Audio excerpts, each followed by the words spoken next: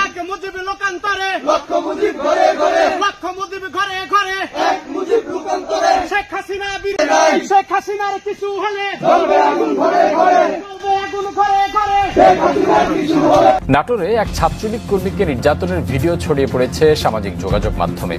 এবার মধ্যযুগীয় কায়দায় নিষিদ্ধ ঘোষিত সংগঠন ছাত্রলীগের এক কর্মীকে নির্যাতনের অভিযোগ উঠেছে ছাত্রদল নেতাকর্মীদের বিরুদ্ধে।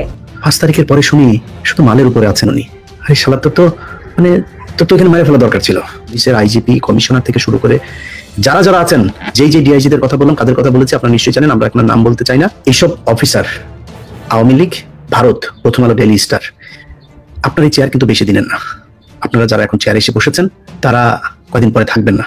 আপনাদেরকে আজকে বলছি, আমি আইজিপি কে পর্যন্ত এই বিষয়গুলো জানিয়েছি। কয়দিন পরে কিছু করার থাকবে না। না মাসুদ করিমরে সরাইতে পারবেন, না আমারে কিছু করতে পারবেন। প্রথম আলোর বিরুদ্ধে জেহাদ ঘোষণা করলেন হাসনাত আব্দুল্লাহ। হাসনাত আব্দুল্লাহর এই জেহাদে অংশগ্রহণ করবে বাংলাদেশের ইসলাম প্রিয় মুসলিম জনশক্তি। কারণ প্রথম আলো হত্যা করেছে বহু আলেম উলামা এবং ইসলাম প্রিয় মানুষকে, বাংলাদেশ প্রেমী মানুষকে বহু হত্যা করেছে এই প্রথম আলো।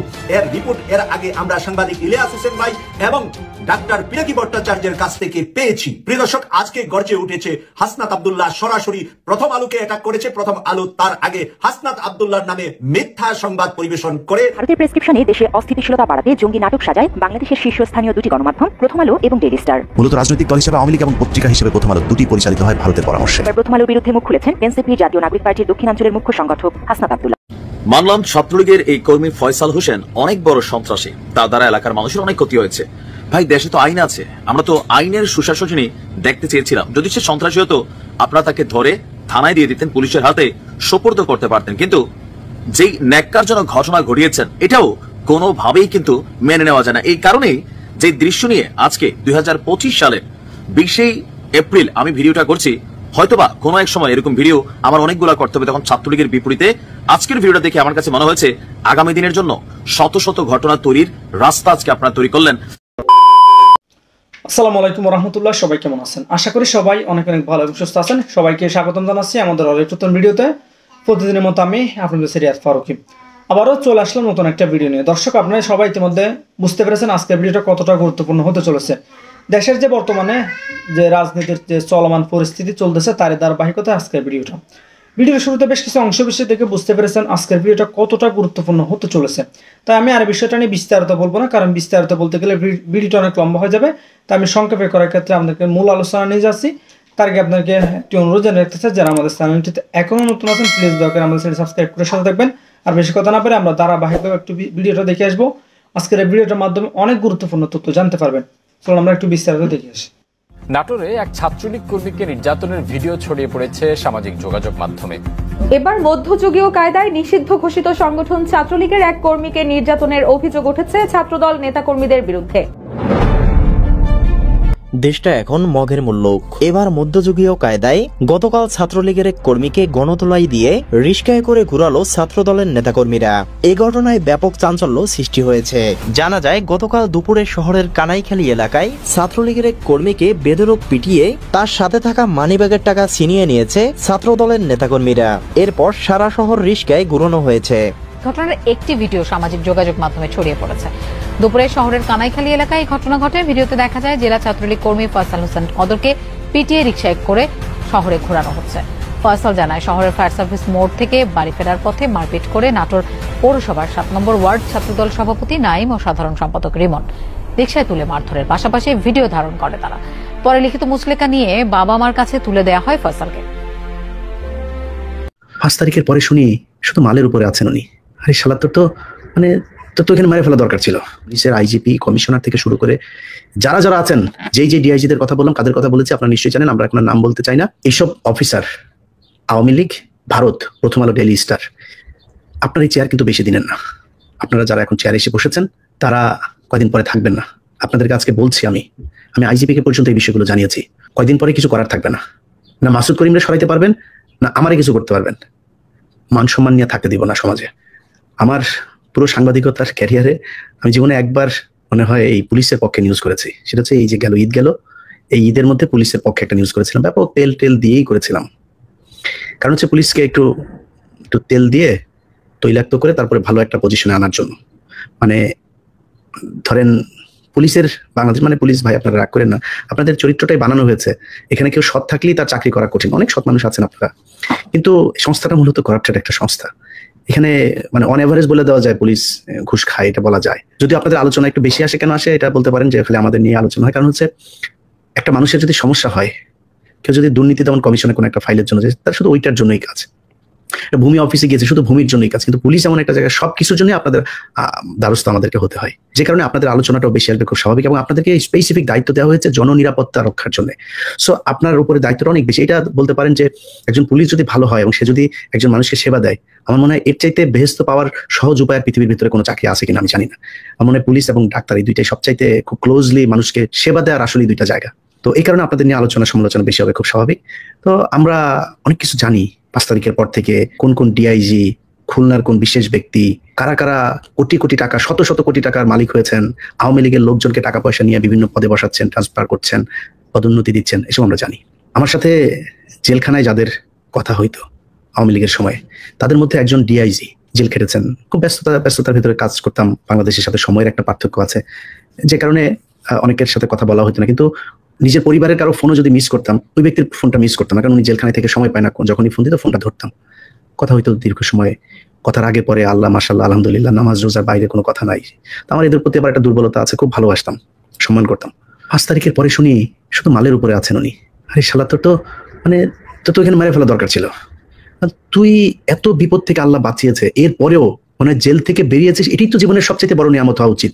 টাকা পয়সা এমনি খাওয়া লাগবে, জমি কিনছেন, ফ্ল্যাট কিনছেন, জমির বায়না দিচ্ছেন, এলাহি কারবার, এগুলো কিন্তু আমরা জানি।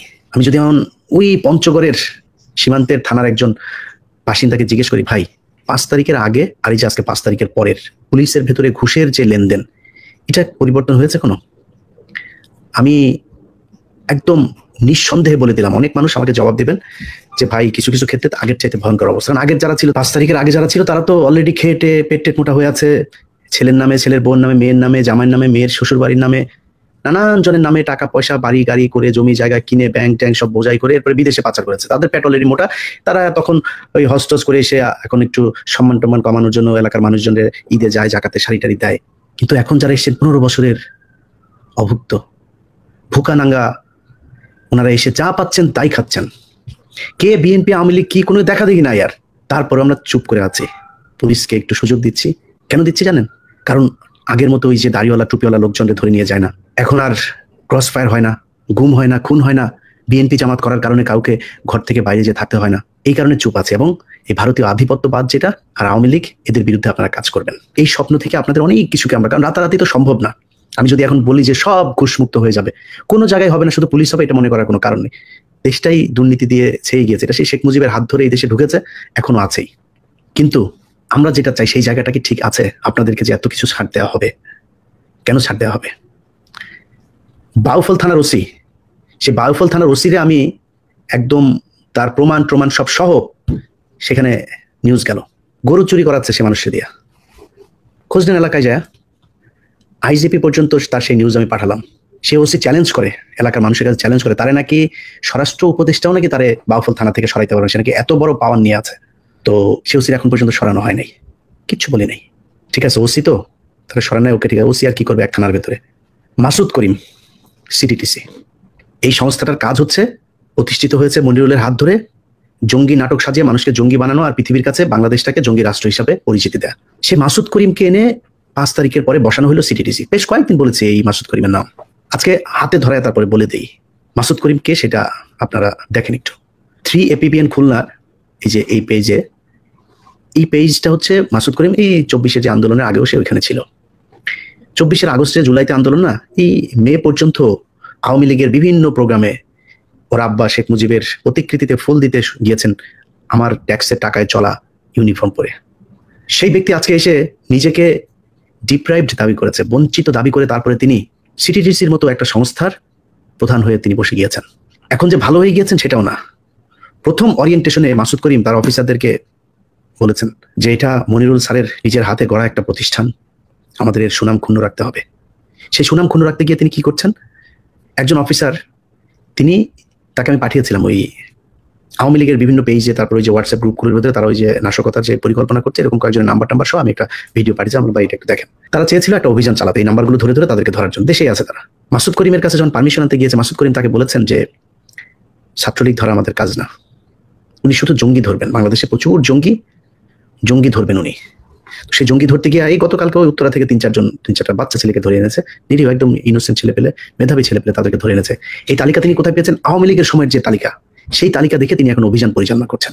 সেই মাসুদ করিম আপনার শেখ মুজিবের জন্মদিন 15ই আগস্ট, শেখ মুজিবের স্বদেশ প্রত্যাবর্তন দিবস থেকে শুরু করে মুসলমানি দিবস, সব দিবসে গিয়ে তিনি এই ফুল টুল দিয়ে আসতেন। এখানে এসে তিনি এডিসি নাজমুলের কথা, আপনারা বহুল প্রচলিত এর নাম, এডিসি নাজমুলকে তিনি তার দলে রেখেছেন।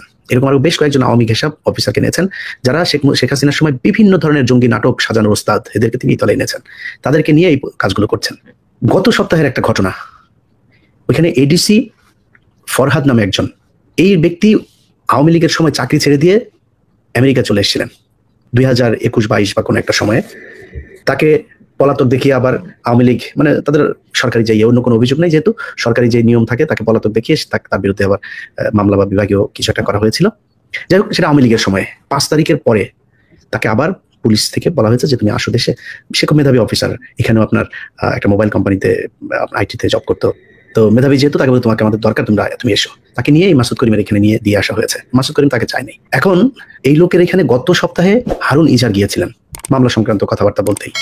তারপরে সিটিটিসি এবং বাংলাদেশে ইয়েদেরকে নিয়ে যেই অবস্থা আমাদের বোঝানো হয়েছে এতদিন ধরে, যে বাংলাদেশ একটা বিশাল জঙ্গি রাষ্ট্র, এখানকার দাড়ি টুপিওয়ালাদের কাজই হলো খালি বোম বানানো আর মানুষের খালি মারা, এই ধরনের একটা চিত্র তৈরি করা হয়েছিল।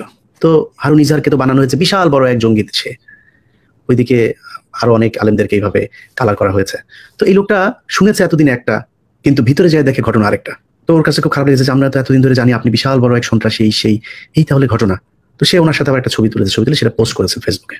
সেই পোস্ট আবার নিয়ে মোহাম্মদ আলী আরাফাত, ওই যে হিরো আলমের কাছে যিনি হেরেছিলেন, সেই মোহাম্মদ আলী আরাফাত, শমী কায়সারের 6 নম্বর স্বামী, তিনি গিয়ে করলেন কি, টুইটারে তিনি পোস্ট করলেন।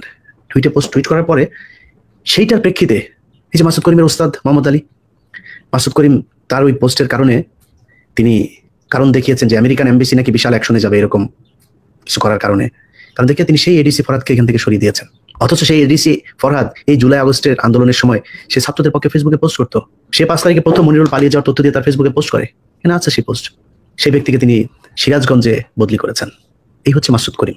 আমরা পুলিশের ভেতরে এত আলোচনায় আজকে আর গেলাম না, শুধু একটুখানি আপনাদেরকে বলে যেতে চাই, পুলিশের আইজিপি, কমিশনার থেকে শুরু করে যারা যারা আছেন, যেই ডিআইজিদের কথা বললাম, কাদের কথা বলেছি আপনারা নিশ্চয়ই জানেন, আমরা এখন নাম বলতে চাই না। এইসব অফিসার আওয়ামী লীগ, ভারত, প্রথম আলো, ডেইলি স্টার, জঙ্গি নাটক সাজানোর সাথে যারা জড়িত, আওয়ামী লীগের সময় যারা ডিএমপিতে নানান ধরনের নাশকতার কথা বলে বিএনপি জামাতের উপর স্টিম রোলার চালিয়েছে, তাদের ব্যাপারে খুব দ্রুত পদক্ষেপ নিতে হবে।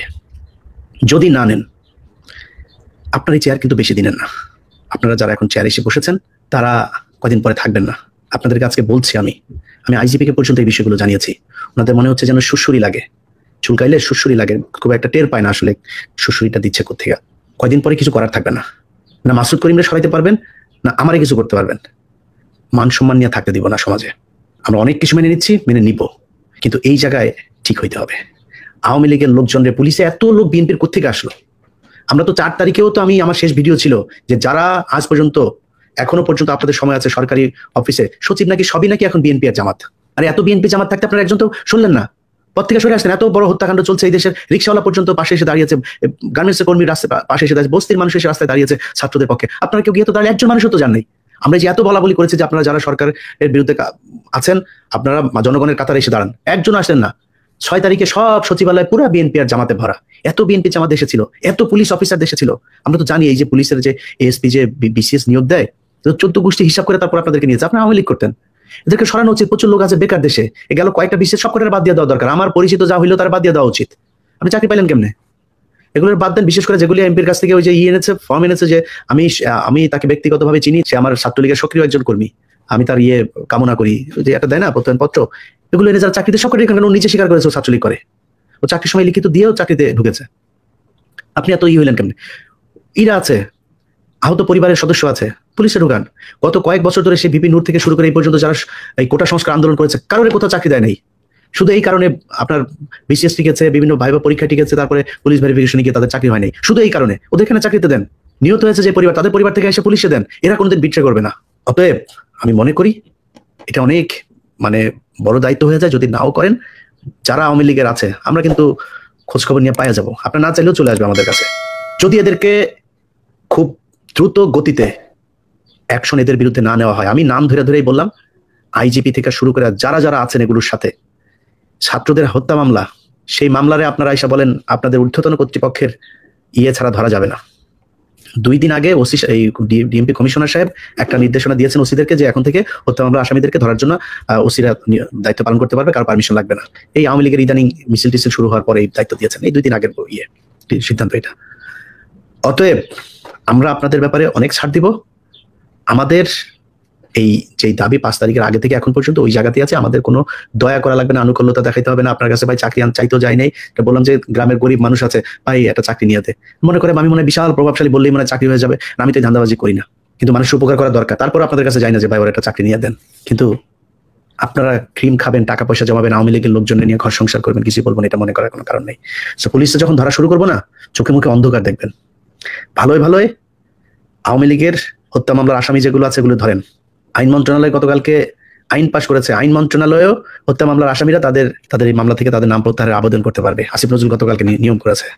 পুলিশকে বলবো, যদি নাকি আপনার এলাকার আওয়ামী লীগের এই লোকজনের না ধরেন, পুলিশের ঊর্ধ্বতন যারা আছেন তারা যদি এই আওয়ামী লীগের লোকজনের এখান থেকে না সরান, তাহলে আপনাদের বিরুদ্ধে কিন্তু আমরা দাঁড়াবো। যদি শান্তিতে থাকতে পারেন থাকেন, দেখা যাক কারা কত শান্তিতে থাকতে পারে। আল্লাহ হাফেজ। প্রথম আলোর বিরুদ্ধে জেহাদ ঘোষণা করলেন হাসনাত আব্দুল্লাহ।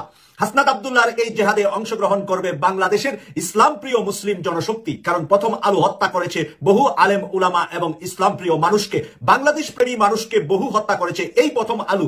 এর রিপোর্ট এর আগে আমরা সাংবাদিক ইলিয়াস হোসেন ভাই এবং ডাক্তার পিনাকি ভট্টাচার্যের কাছ থেকে পেয়েছি। প্রিয় দর্শক, আজকে গর্জে উঠেছে হাসনাত আব্দুল্লাহ সরাসরি প্রথম আলোকে অ্যাটাক করেছে। প্রথম আলো তার আগে হাসনাত আব্দুল্লাহর নামে মিথ্যা সংবাদ পরিবেশন করে ভারতের প্রেসক্রিপশনে দেশে অস্থিতিশীলতা বাড়াতে জঙ্গি নাটক সাজায় বাংলাদেশের শীর্ষস্থানীয় 2টি গণমাধ্যম প্রথম আলো এবং ডেইলি স্টার। মূলত রাজনৈতিক দল হিসেবে আওয়ামী লীগ এবং পত্রিকা হিসেবে প্রথম আলো দুটি পরিচালিত হয় ভারতের পরামর্শে। প্রথম আলোর বিরুদ্ধে মুখ খুলেছেন এনসিপি জাতীয় নাগরিক পার্টির দক্ষিণাঞ্চলের মুখ্য সংগঠক হাসনাত আব্দুল্লাহ। গতকাল একটি প্রতিবেদনের শিরোনামে প্রথম আলো লেখে, বিলাসী জীবন সহ নানা প্রশ্নের মুখে সার্জিস ও হাসনাত। ওই পোস্ট নিয়ে চারিদিকে তীব্র সমালোচনার মধ্যেই প্রথম আলোকে নিয়ে নিজের ভেরিফাইড ফেসবুক অ্যাকাউন্টে একটি পোস্ট দিয়েছেন হাসনাত আব্দুল্লাহ।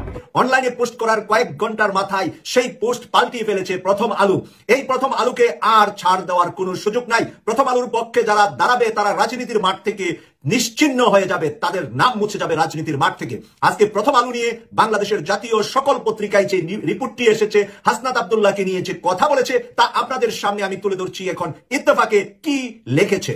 দৈনিক প্রথম আলো পত্রিকায় প্রকাশিত সংবাদের কড়া সমালোচনা করে জাতীয় নাগরিক পার্টি এনসিপি দক্ষিণাঞ্চলের মুখপাত্র হাসনাত আব্দুল্লাহ বলেছেন, তথ্য সন্ত্রাস করে আমি ভারত আর রর বিরুদ্ধে কথা বলা থামবো না, আর আওয়ামী লীগকে ফেরানোর কোনো উদ্যোগ জীবন থাকতে সফল হতে দেব না। আওয়ামী লীগকে ফেরানোর কোনো উদ্যোগ জীবন থাকতে ফেরানোর সুযোগ দেব না। এই কথাটি আমার মনে হয় বাংলাদেশের এই তরুণদের মধ্যে, 24-এর বিজয়ীদের মধ্যে এর মতো শক্ত কথা, হাসনাত আব্দুল্লাহর মতো শক্ত কথা আর কেউ বলেননি। যদিও বিহাইন্ডে হাসনাত আব্দুল্লাহ রয়েছে অনেক বড় শক্তি, অনেক বড় ম্যান্ডেট। বাংলাদেশের 10 কোটি ভোটার যদি থাকে, 15 কোটি মানুষ যদি এই মুহূর্তে রাজনীতি বুঝেন, আর 5 কোটি হয়তো বা আমাদের শিশু আছে, তারা বাদ রেখে ওই 15 কোটি মানুষের ভিতরে যদি বর্তমানে তরুণদের মধ্যে আইডল রাজনীতিবিদকে, তার পার্টিটা যত বড় হোক আর ছোট হোক, ব্যক্তি হাসনাত আব্দুল্লাহ এখন শীর্ষ টপ 10-এ বাংলাদেশে আছেন। বাংলাদেশের টপ 10-এর জনপ্রিয় তরুণদের মধ্যে হাসনাত আব্দুল্লাহর নাম আছে বলে আমি ঘোষণা করছি। আমার সাথে যদি কারো দ্বিমত থাকে আপনারা উদাহরণ টেনে লিখবেন, আপনারা কমেন্টস করে লেখা আপনাদের অথরিটি আছে, আপনাদের যোগ্যতায় আপনারা লিখবেন। আমি যদি ভুল বলে থাকি আপনার ওই কমেন্টসে গিয়ে আমি সরি লিখতে বাধ্য হব ইনশাআল্লাহ। কারণ আমি এমন কাউকে নিয়ে কোনো কিছু করতে চাই না যার ভিতরে ভারত প্রেম আছে। ভারত বিরোধী, বাংলাদেশ প্রেমী, বাংলাদেশি ইসলামী সেন্টিমেন্ট প্রেমী যারা বাংলাদেশের ভূখণ্ডকে যারা ভালোবাসে তাদেরকে আমরা ভালোবাসি। আমরা তাদেরকে ভালোবেসে দীর্ঘদিন যাবৎ কথা বলে যাচ্ছি, দীর্ঘদিন যাবৎ কাজ করে যাচ্ছি। তাই হাসনাত আব্দুল্লাহ কি লিখেছেন এবার আমরা তার ভেরিফাইড ফেসবুক আইডিতে চলে যাই। শনিবার 20 এপ্রিল মধ্যরাতে হাসনাত আব্দুল্লাহ তার ভেরিফাইড ফেসবুকে দেওয়া এক পোস্টে একথা বলেন। জানা যায় গতকাল প্রথম আলো একটি প্রতিবেদন শিরোনাম করে হাসনাত আব্দুল্লাহর বিলাসী জীবনযাপন নিয়ে প্রশ্ন। প্রথম আলো বলছে হাসনাত আব্দুল্লাহর বিলাসী জীবন যাপন। এই প্রতিবেদনের কড়া সমালোচনা করে হাসনাত আব্দুল্লাহ চ্যালেঞ্জ করে এক পোস্ট দেন। গত মধ্যরাতে এসে চ্যালেঞ্জ করে এক পোস্ট দেন। ওই বৈঠকে এমন কোনো প্রশ্ন তোলা হয়নি, এমনকি এ বিষয়ে কোনো কথাও হয়নি। পরে সমালোচনার মুখে পত্রিকাটির প্রতিবেদন সংশোধন করে এনসিপির সাধারণ সভা নানা প্রশ্ন ও অভিযোগের জবাব দিলেন নেতারা। এই শিরোনামে অনলাইনে একটি প্রতিবেদন করে প্রতিবেদনটির শেষে একটি সংশোধনীয় যোগ করেছে গণমাধ্যমটি। প্রিয় দর্শক, হাসনাত আব্দুল্লাহর প্রতিবাদের মুখে, কারণ তাকে বলা হয়েছে তার দলের নেতাকর্মীরা, তার দলীয় সবাই হাসনাত আব্দুল্লাহকে বিলাসী বলেছে, নেতাদের ভিতরে বিশৃঙ্খলা হয়েছে, এমন কথা প্রথম আলো প্রকাশ করেছে। প্রথম আলোকে যখন চ্যালেঞ্জ দিলেন হাসনাত আব্দুল্লাহ, আমাদের বৈঠকে এমন কোনো কথা হয়নি, এমন কোনো কথা আমার দলের কোনো সিনিয়র নেতা আমাকে বলেনি, এবং আমার বিলাসী জীবন যাপন নিয়ে চ্যালেঞ্জ দিয়েছেন যে আমার বিলাসী জীবন যাপন যে করি না আমি, তার চ্যালেঞ্জ যখন দিয়েছেন তখন পত্রিকার শিরোনাম পাল্টিয়ে ফেলেছে। এটা কত বড় জঘন্য অপরাধ যে আপনার প্রতিবাদের পরে আপনি তাহলে এর আগে মিথ্যা করেছেন, এরপরে আপনি আবার সত্যের মাঝে ফিরত এসেছেন, বাধ্য হয়েছেন প্রতিবাদের মুখে। এই প্রথম আলোকে কেন বাংলাদেশের মানুষ পয়সা দিয়ে কিনে, কি কারণে কিনে? আমার মনে হয় প্রথম আলোর উপরে এখন পেশাব করা দরকার। বাংলাদেশের মুসলিম সেন্টিমেন্ট যাদের মাথায় আছে, যারা বাংলাদেশকে ভালোবাসেন এবং ইসলামকে ভালোবাসেন, নামাজ পড়তে মসজিদে অন্তত সপ্তাহে একবার যান, তাদের জন্য প্রথম আলো পড়া আমি মনে করি ইসলামী শরিয়া মোতাবেক যারা মুফতি আছেন তারা ফতোয়া দেন যে এটা হারাম। কারণ এটা পড়ার মাঝে আপনার ভাইকে আপনি জবাই করা, ছুরি দিয়ে জবাই করা, আপনার ইসলামকে আপনি জবাই করছেন। আর এই প্রথম আলোকে আপনারা পয়সা দিয়ে কিনে, পত্রিকা কিনে প্রমোট করছেন। আমি অনলাইনে পর্যন্ত এই প্রথম আলো পড়া বন্ধ করে দিয়েছি যখন সাংবাদিক ইলিয়াস হোসেন ভাইয়ের রিপোর্টটা আমি পেয়েছি যে তারা কিভাবে বাংলাদেশের ইসলাম প্রিয় এবং মুসলমান এবং ইসলামী স্কলারদেরকে কারাগারে নিয়ে নির্যাতন করেছে, যেটা প্রথম আলোর বানানো নাটক থেকে, শেখ হাসিনার বানানো প্রেসক্রিপশন থেকে, প্রথম আলো ভারতের ম্যান্ডেটের থেকে, ভারত থেকে যেই বুদ্ধি পরামর্শ আসে সেই অনুপাতে এদেশে দেশপ্রেমী মানুষদেরকে হত্যার পিছনে প্রথম আলোর যে বিরাট ষড়যন্ত্র, তা ইলিয়াস হোসেন ভাইয়ের এই নিউজের পরে যেই মুসলমানরা মনে করছেন যে প্রথম আলো কিনি আবার আমি তাহাজ্জুদ করি, এই ধরনের ভণ্ডামি মুসলমানের জন্য বাংলাদেশ কখনো দাঁড়াতে পারছে না। তাই ওই ভণ্ডামি ছেড়ে দিয়ে পুরা মুসলমান হন, নতুবা ভণ্ডামি পুরাপুরি করেন, ওপেন হয়ে যান। আপনার এই হালকা মুসলমানিত্ব নিয়ে বাংলাদেশের মানুষকে আর জবাই করবেন না। এটা আমার আজকে ইলিয়াস হোসেন ভাই এবং ডাক্তার পিনাকি ভট্টাচার্য এবং আজকের হাসনাত আব্দুল্লাহর বক্তব্যের সাথে একমত হয়ে আপনাদেরকে আমি অনুরোধ করছি, কেটিভি 24 যারা দেখেন তারা অন্তত কেউ প্রথম আলো পয়সা দিয়ে কিনে দেখবেন না। প্রিয় দর্শক, আমরা এইবার চলে আসি যে এখানে আরো কি লিখেছে। এতে বলা হয়েছে এই প্রতিবেদনের প্রথম প্রকাশিত শিরোনাম পরিবর্তন করা হয়েছে। প্রতিবেদনের ভেতরের অংশ বিশেষ পরিবর্তন করা হয়েছে। ভিতরে যা লিখেছিল তাও পরিবর্তন করেছে। প্রতিবেদনটি প্রথম প্রকাশের পরে আর কিছু তথ্য জানার পর এই পরিবর্তন ও পরিমার্জন করা হলো। আরো কিছু তথ্য জানার পরে তারা পরিবর্তন এবং পরিমার্জন করেছে। হাসনাত আব্দুল্লাহর ফেসবুক পোস্ট তুলে ধরা হলো। এখানে ফেসবুক পোস্টটা তুলে ধরেছে, আমি আপনাদের সামনে তুলে ধরছি। প্রথম আলো আজ 19 এপ্রিল শিরোনাম করেছে হাসনাত আব্দুল্লাহর বিলাসী জীবন নিয়ে প্রশ্ন। আমি প্রথম আলোর সেই সাংবাদিককে অনুরোধ করছি, আপনি দয়া করে আমার বাসায় এসে দেখে যান আমি কত বিলাসী জীবন যাপন করি। ওই সাংবাদিককে চ্যালেঞ্জ দিয়েছেন এই শিরোনাম অনলাইনে আসার পরপরই, কারণ হাসনাত আব্দুল্লাহ প্রথম আলো না পড়লেও হাসনাত আব্দুল্লাহকে ভালোবাসে বিশ্ব থেকে বহু মানুষ আছে, তাদের চোখে পড়েছে, তারা হাসনাত আব্দুল্লাহকে জানিয়েছে এবং হাসনাত আব্দুল্লাহ সরাসরি সাথে সাথে তার ভেরিফাইড ফেসবুকে এই প্রশ্ন ছুড়লেন যে আমি যে বিলাসী জীবন যাপন করি, আমার বাসায় আসেন, দেখে যান আমাকে, আমি কিসে ঘুমাই, কিসে খাই, আমার কয়টা ঘরে কি দামি জিনিস আছে, আপনি এসে দেখে যান। এই চ্যালেঞ্জ যখন দিয়েছে তখন তারা শিরোনাম পাল্টিয়ে ফেলেছে, লেখা পাল্টিয়ে ফেলেছে। প্রিয় দর্শক, এইটা মানহানির মামলায় প্রথম আলোর বিরুদ্ধে 100 কোটি টাকার মানহানি মামলা করা এখন দরকার হাসনাত আব্দুল্লাহ, আমি মনে করি। হাসনাত আব্দুল্লাহ লিখেছে, দিল্লি থেকে লিখে দেওয়া নিউজ করে যদি ভেবে থাকেন হাসনাত আব্দুল্লাহকে থামাতে পারবেন, তাহলে আপনারা এখন ভুলের জগতে আছেন। থামার হলে তো সেদিনই থেমে যেতাম। ক্লিন ইমেজের আওয়ামী লীগ ফেরানোর বিরুদ্ধে জীবনের ঝুঁকি নিয়ে একাই রুখে দাঁড়াতাম না। আপনারা এবার বুঝতে পারছেন, ক্লিন ইমেজ আওয়ামী লীগ ফিরানের কথা প্রস্তাব দিয়েছিলেন সেনাপ্রধান ওয়াকারুজ্জামান। হাসনাত আব্দুল্লাহকে সারজিদ আলম সাথে ছিলেন। সারজিদ পরে ওয়াকারুজ্জামানের পক্ষ নিয়ে স্ট্যাটাস দিয়েছেন। হাসনাত আব্দুল্লাহ এক চুল পরিমাণ তার জায়গা থেকে পিছপা হন নাই। পরবর্তীতে পরিবর্তন কে হয়েছে? সেনাপ্রধান পরিবর্তন হয়েছে। রাশিয়া থেকে ঘুরে এসে সেনাপ্রধান মাননীয় উপদেষ্টা বলেছেন ডক্টর মোহাম্মদ ইউনূসকে, তার আগে কখনো তিনি মাননীয় বলেন নাই। তাহলে এটা কার অবদান? হাসনাত আব্দুল্লাহর অবদান। হাসনাত আব্দুল্লাহ যখন সেনাপ্রধানের বিরুদ্ধে দাঁড়িয়েছে, সত্য প্রকাশ করে দিয়েছে, তারপরে কিন্তু সেনাবাহিনী থেকে সেনা প্রধানের উপরে চাপ এসেছে এবং সরকার থেকে সেনা প্রধানের উপরে চাপ গিয়েছে, আন্তর্জাতিক অঙ্গন থেকে সেনা প্রধানের উপরে চাপ এসেছে, জাতিসংঘ থেকে সেনা প্রধানের উপরে চাপ এসেছে, আমেরিকা থেকে সেনা প্রধানের উপরে চাপ এসেছে, তারপরে সেনা প্রধান সোজা হয়ে গিয়েছে। এখন কিন্তু সোজা আছে ওয়াকারুজ্জামান। তলে তলে কি করে সেটা আমার আপনার সবগুলা বিষয় জানা সম্ভব নয়, কারণ মানুষের অন্তর আর হৃদয়ের ভিতরে কি করছে অন্তর দেখা আমাদের পক্ষে সম্ভব না, এটা ফেরেশতাদের দেখা সম্ভব। এখানে আরো যা লিখেছে আমি একটু তুলে ধরছি আপনাদেরকে। আমি এখানে লিখেছে থামার হলে আপনাদের মতোই ভারতের এদের তাবেদারি করে মন্ত্রী হওয়ার হিসাব করতাম। আমি যদি থামার হতাম ভারতীয় তাবেদারি করে আমি মন্ত্রী হওয়ার হিসাব করতাম। বিলাসিকতা যদি করতে চাইতাম তাহলে আমার এত যুদ্ধ করার দরকার ছিল না, আপনাদের সাথে মিলেমিশেই বিলাসী জীবন বেছে নিতে পারতাম। দর্শক, এবার কিন্তু ঘরের বিরুদ্ধে ঘরে ছেলে কথা বলেছে। এবার কার বিরুদ্ধে বলেছে আমি নাম বলবো না। যদি এনসিপিতে কেউ এই বিলাসী জীবন যাপন করে থাকেন তাহলে সোজা হয়ে যান।